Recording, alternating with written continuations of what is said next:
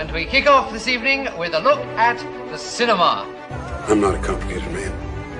I like cinema. It's beautiful, beautiful cinema. Cinema history come to life. I found my solace in the small cinema I went to every Thursday night. I'm a professor of cinema. I go to the cinema for the stories. There was no competition between the cinema and seminar. I mean, it's not within the realm of conventional cinema.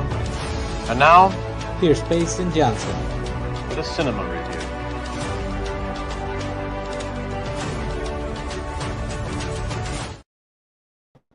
It is Monday, July 14th, 2025, and thank you for joining me for another episode of Cinemaster's Reviews.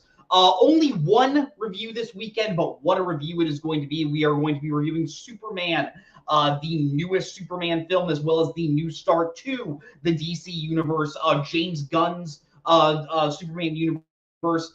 But joining me to talk about Superman, I needed someone to talk about this movie with me. So I got probably the biggest Superman fan I know. That is right. Returning to the show, Caleb Coho. Coho, how are you doing tonight? I'm so excited. You messaged me, and there was like an absolute zero chance that I was going to say no. I love being on, so I'm excited to be here and talk my favorite superhero. Absolutely. I say we jump right in, starting with the review. Superman, directed by James Gunn.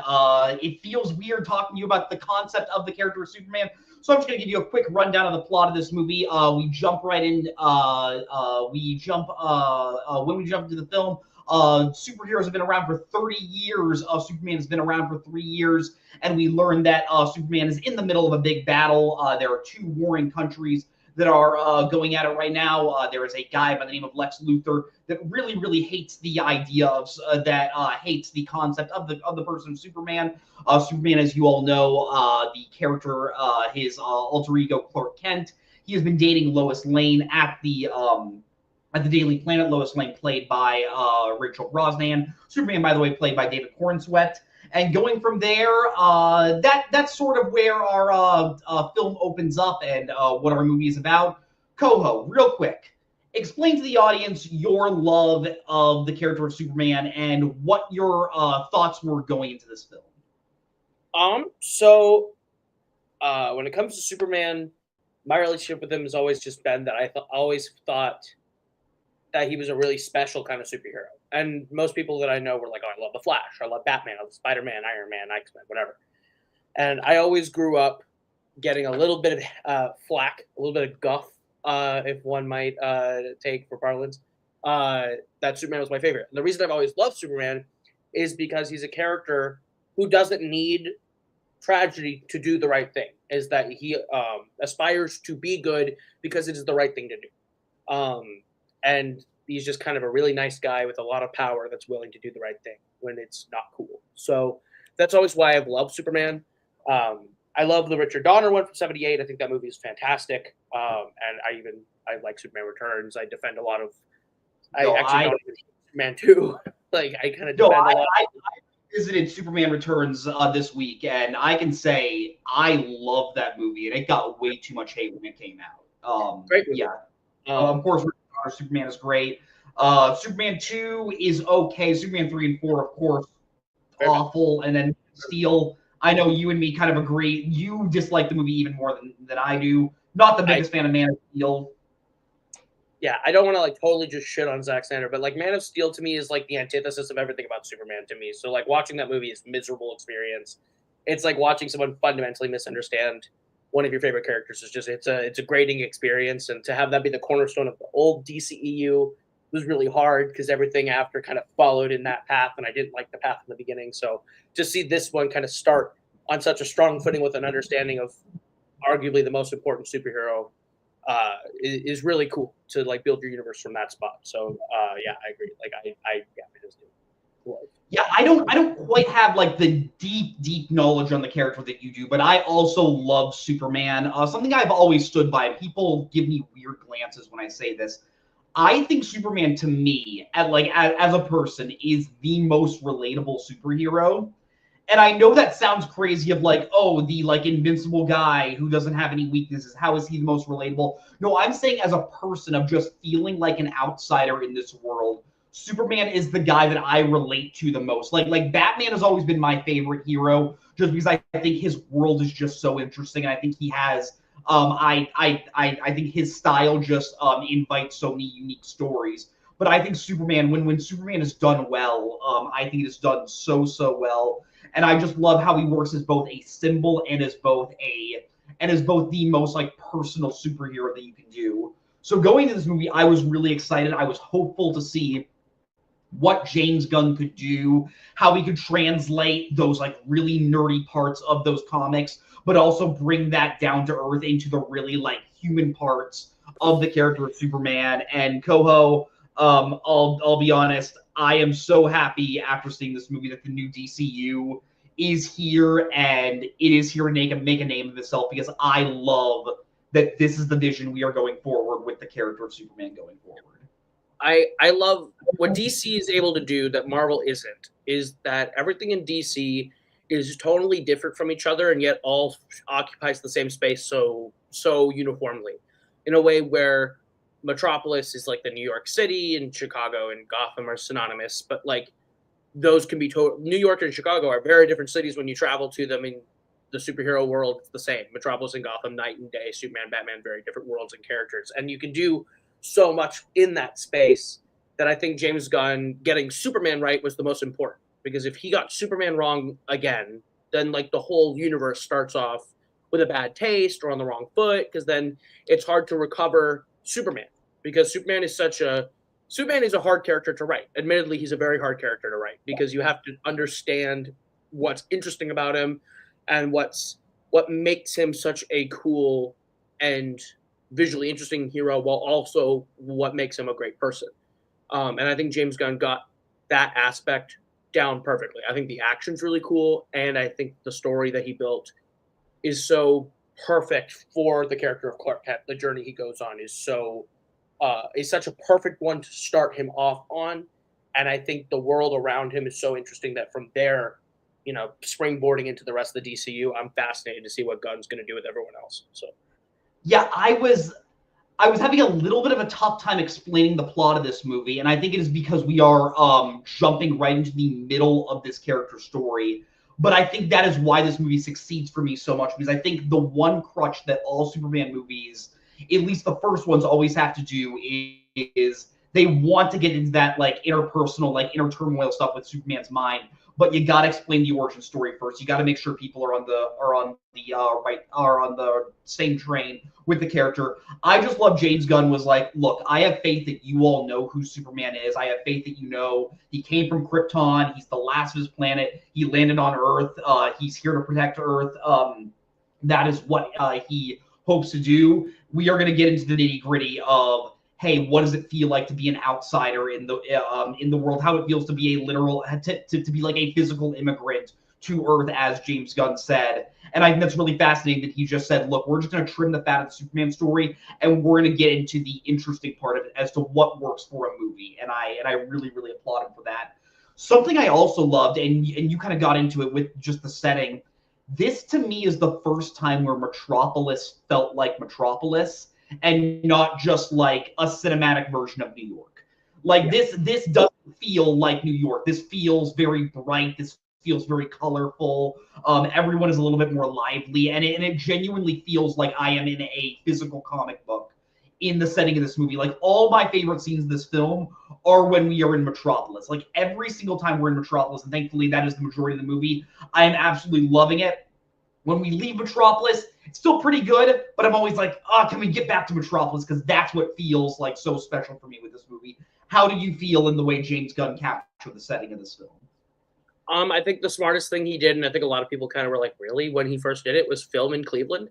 Because genuinely, I don't think anyone knows what Cleveland looks like unless you live there. So to like digitally enhance Cleveland to make it into a big metropolis is a great idea, because I think you can tell it's a real physical location they're at, and yet at the same time, it feels much bigger than the city of Cleveland. So I think James Gunn did a great job with that. I think Metropolis, and to kind of piggyback on what you said, the idea of jumping into a 3 years established Superman, having been around and seeing Metropolis around and being like, okay, yeah, that's Superman. And we're used to seeing him and he's a little more normalized into our life at this point because it's been 3 years, but we still don't fully trust him because we only known him for 3 years. I think it's a great in between point where you can jump in at that point, because like you said, the origin is so known. Like, you've seen Richard Donner Superman, you know what happened in the first 3 years, even if it doesn't happen the exact same way. It comes to Metropolis, fights probably Lex Luthor, fights a big alien of some kind. We're good. Like, we get it. So, like, to have us jump into that world of Metropolis already kind of feeling lived in like that, I love it. I love that there can just be things that happen, like the imp can just like be there, and things happen in Metropolis like weekly, and no one freaks out because they're like, a hero will come do it.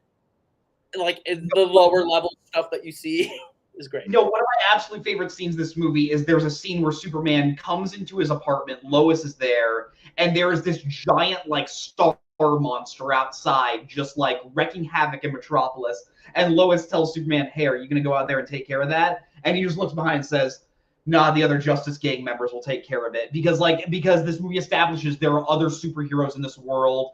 He's not the first hero. He's not the last one that we're going to see.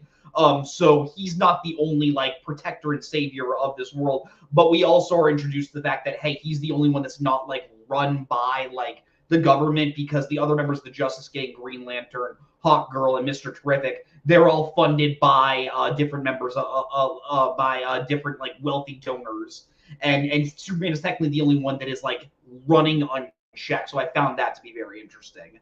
I also David Cole.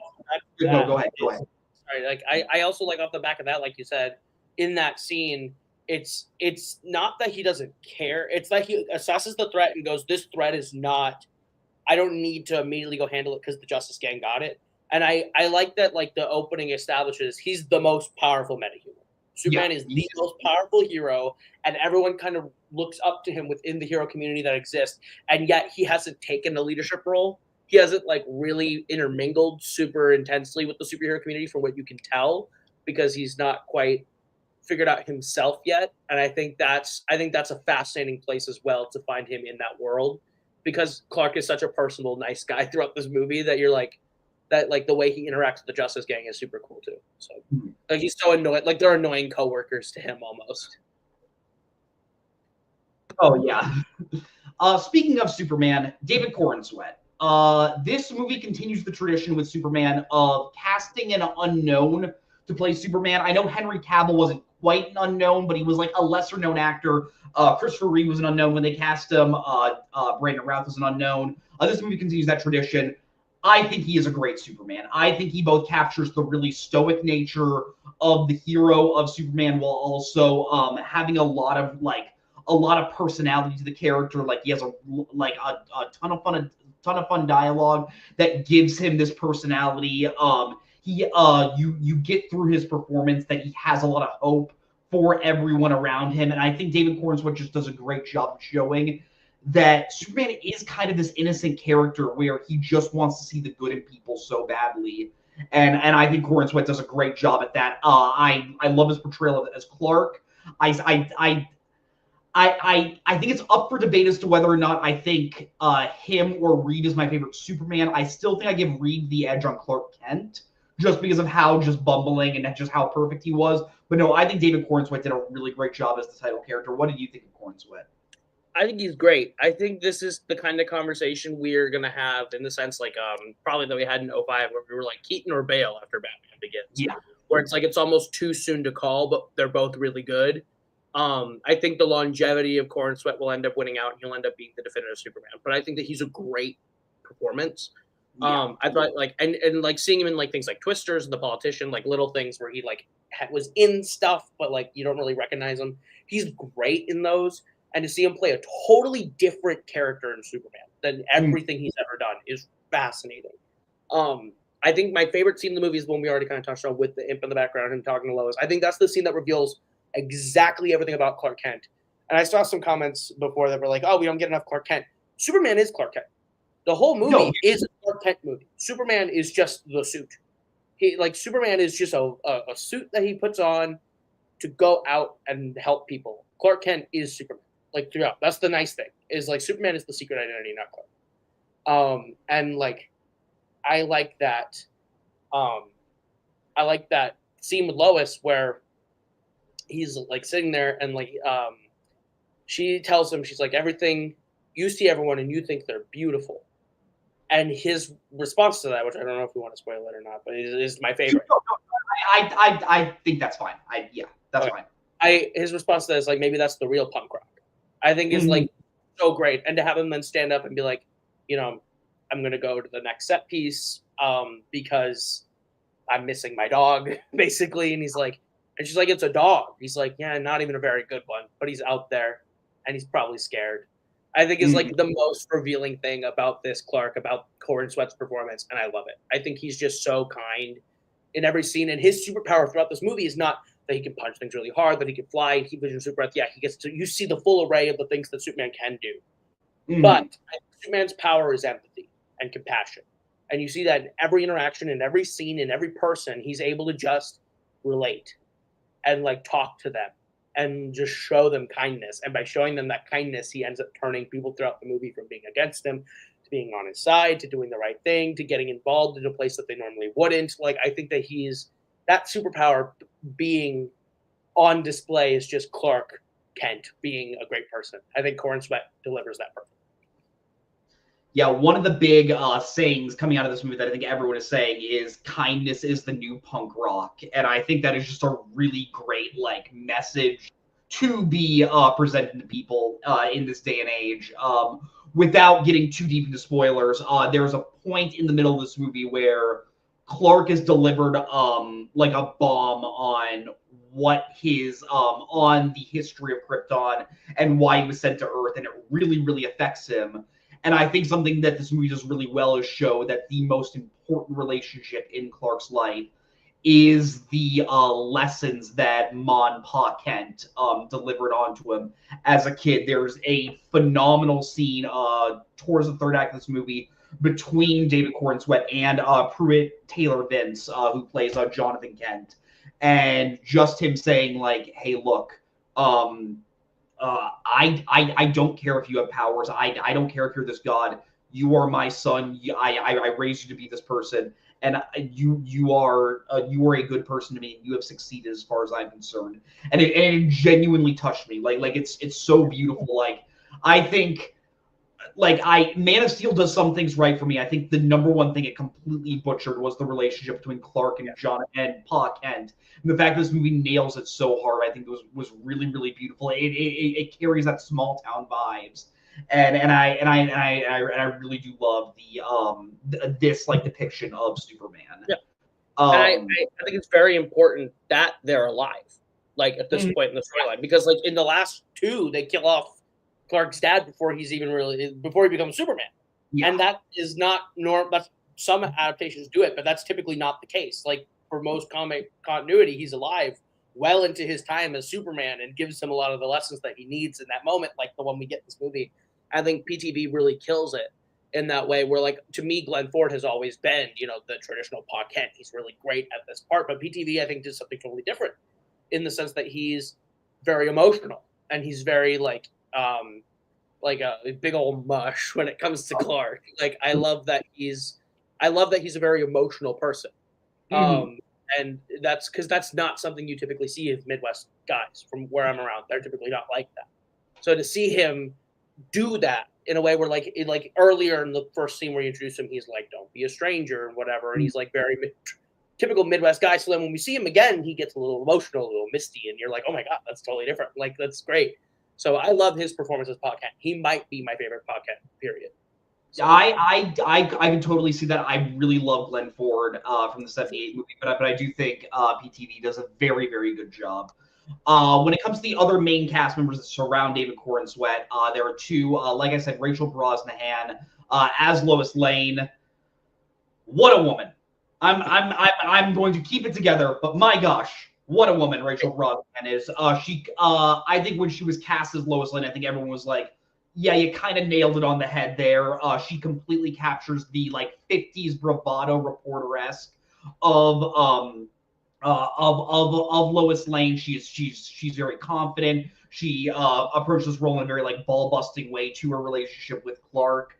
I think she's absolutely excellent. And then Nicholas Hoult is so good as Lex Luthor. He captures so many angles of he captures the whiny, bitchy nature of Lex Luthor. He captures the menacing side of Lex Luthor of like, hey, screw you, I am a genius, I'm a billionaire. And then I think the thing that I think James Gunn needs to be applauded with, and also Nicholas Hoult, he captures the sad and depressing nature of Lex Luthor, where hey, he's not like this version of Lex isn't like he's not blind to the fact that he's jealous of Superman. Like he completely admits, no, my envy is my weakness, and that is why I have to kill you. Because the fact that you are alive is why I cannot be happy. So I think Nicholas Hoult and Rachel Brosnahan did a phenomenal job. What did you think of them?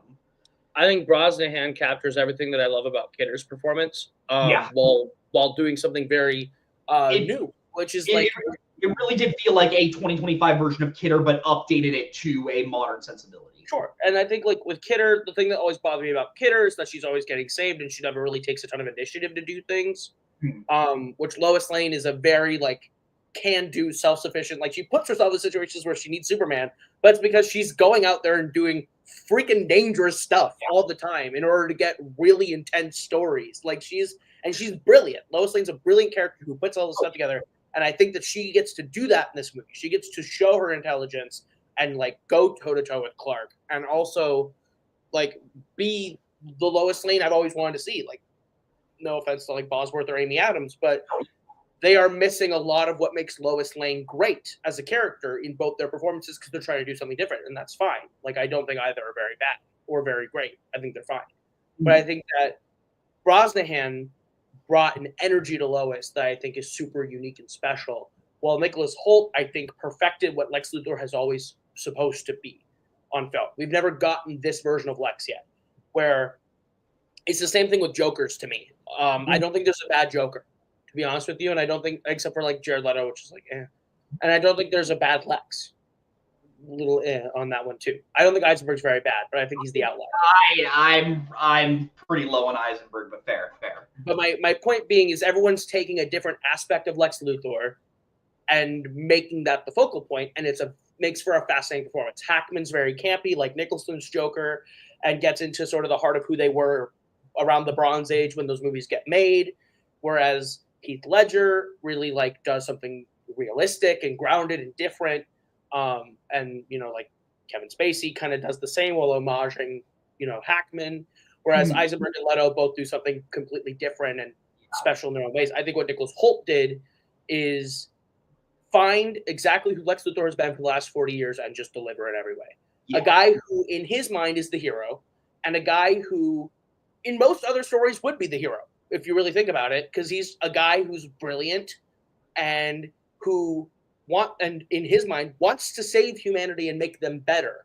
And then Superman comes along and he's afraid that the humans will be complacent. And I think Holt really delves into that, while also admittedly being super jealous that this person has this power when he should have that power. He's the greatest mind on earth, and he should have the power for the body to go with it. And I think that Holt delivers that across the board in the ways that he like goes on TV, or the way he talks to the government, or the way he talks to Superman. I think the best part of Holt's performance is the end, is his final shot. Oh, so good. With Superman, where you get to see the emotion in his face turn from like a tear and anger and sadness from like the trailer to just like this absolute hatred washing over him, where like you can feel him boiling looking into the frame. And when it cuts back to Superman, it's the emphasis of who Superman is too, because Superman looks at him and all you see in his eyes is compassion.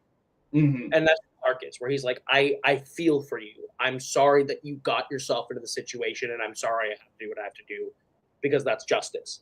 Is like this really beautiful moment that I think is also crazy between the two that we've never had. And that's because both actors are at an 11 in playing this part. They're both so in lockstep as to who their character is. And I think I've seen the memes about it too, but it's diabolical that Nicholas Hoult was up for Superman and then Gunn was like, you want to play Lex instead? Yeah. Like a great way to get Nicholas Hoult in the headspace of Lex Luthor. Oh yeah. But no, like something I love about this movie is James Gunn is not afraid to not directly tackle real world issues, but tackle them in the way of a comic book universe. Like I said, Superman, with the whole story of Superman, it's very much in a like immigration-esque story. We haven't really gotten into this, but a big part of this movie is two countries that are essentially in the comic book version of the Middle East, I would say, are like at odds and are in a conflict. And I think the whole thing with Lex Luthor is he is a real world tech billionaire. Like this is what a tech billionaire would be like in a comic world where, hey, their ego has grown so far because they can have everything, but you have these characters in this world that they just have these incredible powers that they are so envious of, and that envy just becomes destruction in their eyes, where they need to control that, and they need to control everyone. And I think and I really do think Nicholas Hoult does a great job at showing just how terrifying Lex Luthor should be as a character. Like, this was the first time where the character of Lex, where you truly felt like, okay, this is why this character is the complete 100% like arch enemy of Superman, where everything that Superman has in strength and compassion, Lex has in intellect and hatred. And I think that's so fascinating. I think Gunn did a really, really great job there. We don't have to get into every single member of the supporting cast, but I would like to talk about some other members. The two major ones I wanted to highlight were I know Nicholas Hoult is technically the third billed cast member, but he's technically not the one that gets the third amount of screen time. That is actually Eddie Gathegi as Mr. Terrific. He is one of the members of the Justice Gang. He's definitely the one that I think gets the most amount of press in the film, mainly because when Superman is poised at odds with humanity, he is the only one that believes Lois when she says, hey, Superman is not trying to betray us. He is not trying to turn everyone against him. And I thought Mr. Terrific was solid. I don't quite get all the hype around him, but I think Eddie Gathegi is giving a pretty good performance. And then Skylar Gisondo as Jimmy Olsen. So funny, just the perfect amount of just like innocent charm in this character. Jimmy Olsen is one of Clark's friends at the Daily Planet, and Skylar Gisondo could have played the character as kind of being douchey, but there is not an ounce of that. It is just such innocent like charm, and I really, really loved it. What do you think of these two cast members? Is there anyone else you really want to highlight? I think Eddie Gathegi is phenomenal as Mr. Terrific. I think that's a really interesting character to choose. It's a very James Gunn character to choose. Yeah. Where giving him his cool moment. I think Mr. Terrific's fun in this. I think he makes for at least one member of the Justice Gang to be on Clark's side. Is a good idea. And I think Skylar Gisondo steals every scene he's in for me. I think he is so fun. He's so funny. His physical comedy and the way he reads his lines and his relationships to the various people in the movie, I think he is brilliant. I would love to see a TV spinoff for him. I would love Superman's pal Jimmy Olsen comic run adaptation on TV for just him running around on the Daily Planet doing stuff, getting into hijinks, and Superman has to save him. Like, I'd love that. The person who I really, really loved in their kind of minor roles, Nathan Fillion as Guy Gardner. Nathan Fillion is really good as Guy Gardner. I think that is hand, meat, glove, perfect casting for Guy Gardner. And Fillion, he's voiced Hal Jordan. A lot of people fan cast him as Hal Jordan a decade ago. I think he's a great choice for really either Guy or Hal. But I think he's really good for Guy because I think Fillion is so fun when he's a total asshole. And to like let him be that character who's just a moron and also just super rude and like conceited, but at the end of the day will do the right thing, even if it's in the wrong way or in a way that benefits him. He will do the right thing. I think Guy is a really fun character, and we don't get like a ton of him, which I think is a good idea. But I'm so happy he's going to be in Lanterns and be part of that story. To see him interact with Aaron Pierre and Kyle Chandler is going to be so wild. But I think it's great. I love they kept the haircut and the costume, and I love when he's just talking about superheroes like they are of the cloth. I think is so funny, and how quickly he can like get turned around by things he hears. But he's so fun. I think every scene Guy's in is a blast. I think Fillion crushes. I just think if you see a picture of Guy Gardner in this movie and you see his haircut, I think it just shows how long of a way, like how far we've come from in 2000 when Bryan Singer was like, we got to put all the X-Men in black and orange gear because their outfits are going to be too stupid. Like, we are finally getting Guy Gardner on screen. I think that's just so cool. Comic accurate haircut. All of the characters in this with comic accurate suits and comic accurate makeup and hair. I loved it. Like Hawk Girl was great. Even like yeah, like as a comic fan, the fact that we got a Metamorpho on screen and Anthony Kerrigan from Barry is in it. He's really good there. Yeah, I just think all the comic references in this are really, really great. You get a little bit. Actually, that's gonna be a spoiler, so I'm not gonna go into that. But if you know James Gunn, you know he has deep knowledge of the comics, so he's gonna pepper in a lot there, and it never feels like it's winking too much. Like he's still always the story of the movie comes first, and I do think that is really great. Yeah, and I think a part of that too is kind of backtracking a little bit with what you're talking about with the working in real event parallels, is that and the comics knowledge. None of it feels too hokey or too on the nose or too out of place. Everything feels supernatural in a way where it's like, oh, naturally the story would take us to this place where Metamorpho is in. And then this story would take us to another place naturally where we have these three Justice Gang members. And the next time we go somewhere, and like everything flows very naturally from piece to piece to piece. And the conflicts and how they are played out and the conversations around them are very realistic in a way that I think is probably uncomfortable for some people to watch. But I think that it's well done all the way around. I think Gunn actually like really well directed this movie. Yeah, as I sit here trying to think of like negatives when it comes to this movie, there really aren't. I don't have any major negatives.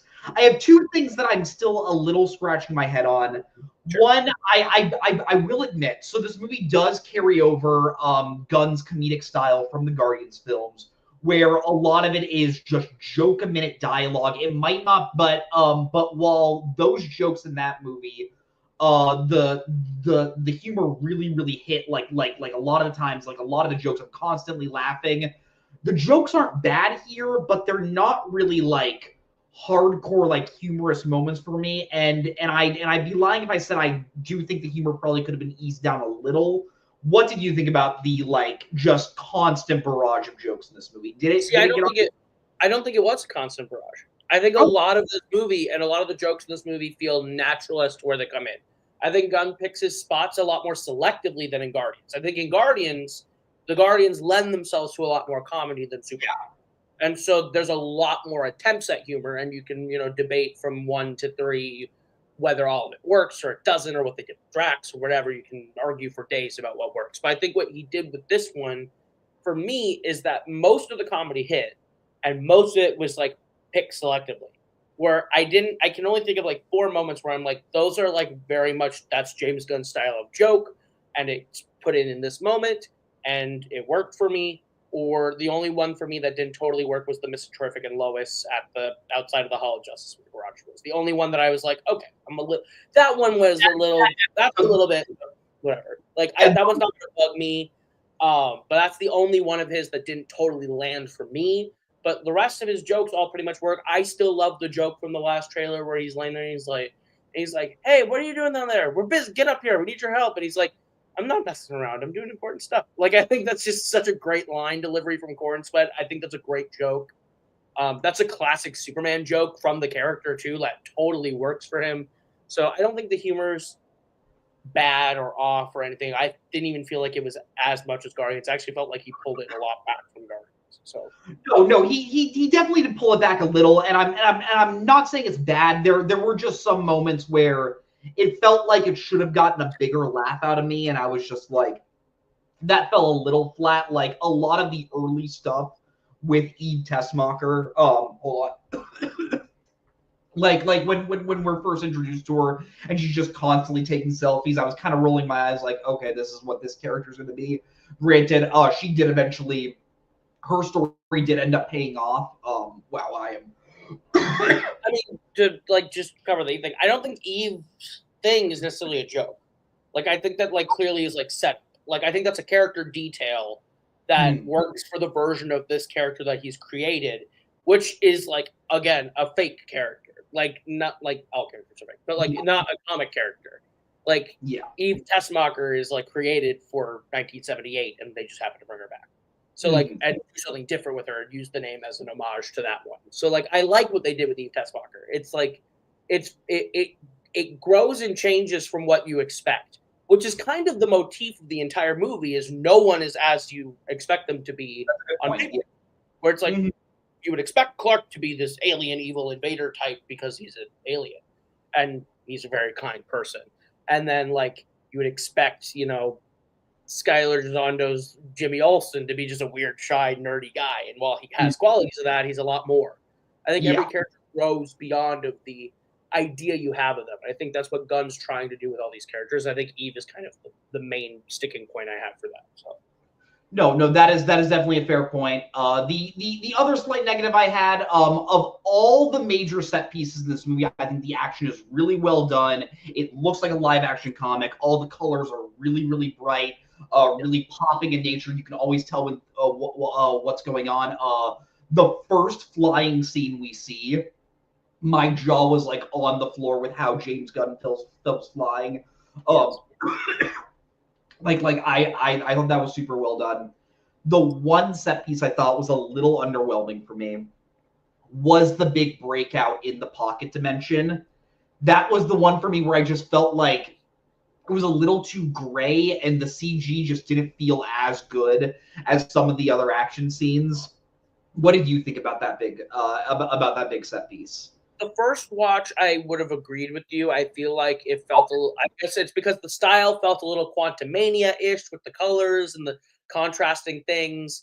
And the more I watched it, the more I went back, the more it kind of worked for me. Okay. No. Quantumania was kind of what it looks better than that. But like, I felt like watching that. I was like, this feels like Phase 5 MCU in a way. Like, and I just wasn't vibing with that. But hearing that it's better on a rewatch does like I think the thing for me that I kind of because I got back to that part on the second watch and I was worried. It was like, is this going to go down even more? How's this going to feel? And I liked it more on second watch and third watch because I think that Gunn establishes really well the whole setting of that breakout a little bit better when you catch a little couple details instead of cheering crowds. You like pick up on little things about how like he designed it. So of course Lex Luthor, if he's designing it, would make it feel like this. And I think that's kind of things that I really like about Gunn's movie is that there's a lot of little details that you miss on first watch that you'll find on second and third, and I'm sure fourth, fifth, and infinite watches that I'll have of this movie. So no, absolutely. That does give me hope hearing that it is better on a rewatch. Real quick, just something we haven't mentioned that I want to make sure we talk about. John Murphy's score for this film. I think he did a really, really great job of incorporating John Williams' original score. Like, you're never going to top that as far as I'm concerned. Like, that is a pinnacle for, like, what a superhero score should be. It's one of the great scores of all time. But I think John Murphy does a great job of using, like, modern instruments and modern sounds to make a more, like, 2025 sounding Superman film while also feeling, like, a little retro. What did you think about John Murphy's score? I really like it. I like the themes he creates for other characters. I like the way it kind of interpolates the John Williams score. I'm kind of with you. I think the John Williams score is so perfect. I don't think anyone's ever going to top it. Yeah. But I also think we probably felt that way with Danny Elfman's Batman score. And then, like, I think every composer that they've hired since has made equally iconic, great Batman scores for the most part.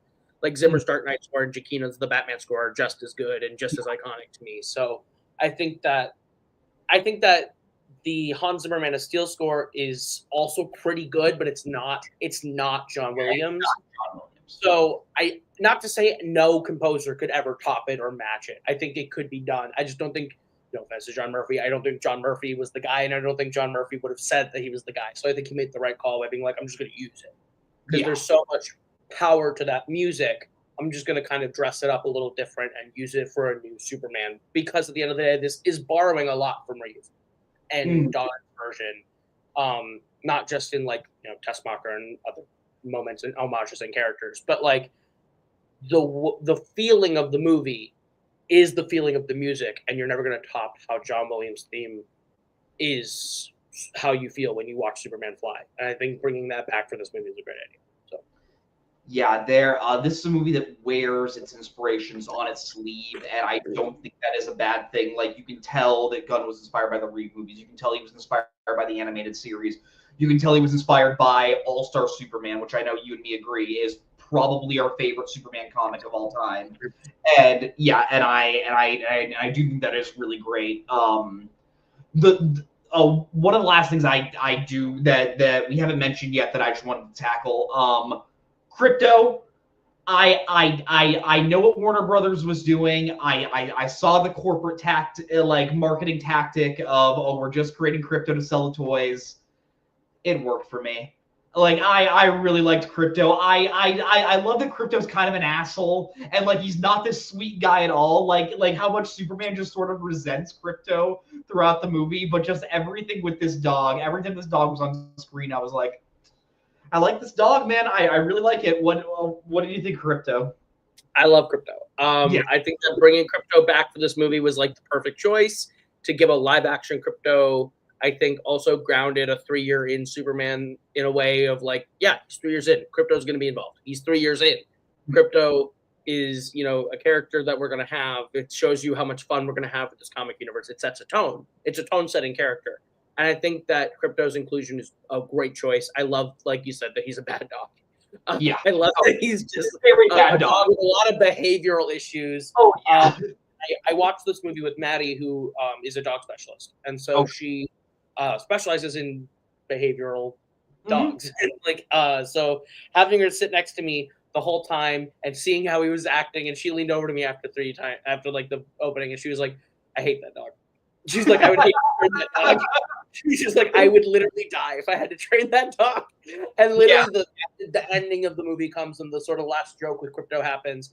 And she goes, literally before the line drops from the robot about behavioral issues, she goes, that explains it. No boundaries. That explains everything. Everything. Yeah.